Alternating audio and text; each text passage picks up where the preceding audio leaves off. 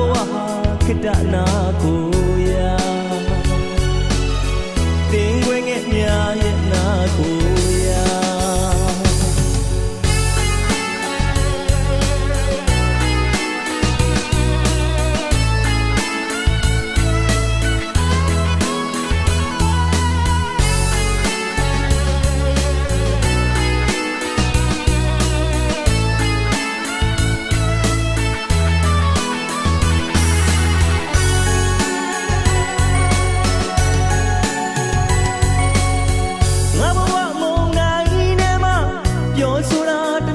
မရှိတော့ဘူး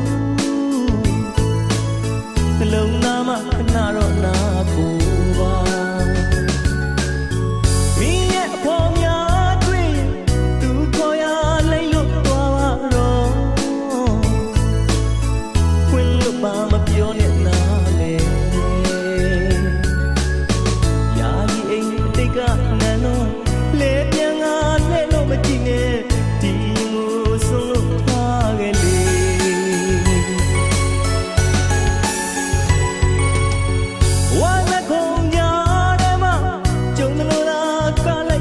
ချစ်ဆုံးရဲ့မဖြစ်ဖြစ်တယ်လို့ခွင့်လွှတ်ပေးပါလေတို့နှစ်ယောက်ပြန်တွေ့တဲ့အခါမြင်တယ်လို့သာလက်ထွက်သွားပါတော့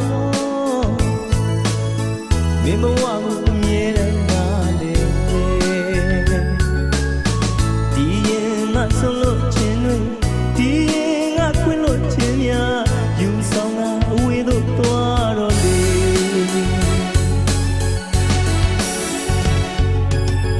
မျိုးရှိရင်ကြည်ပါတော့လေလူဘဝကိုပိုင်ဆိုင်တဲ့ကံဆွေးပြေးတဲ့တန်လေးများနဲ့ငါဘဝဟာခေတ္တနာကိုရာပင်ခွေငယ်များရဲ့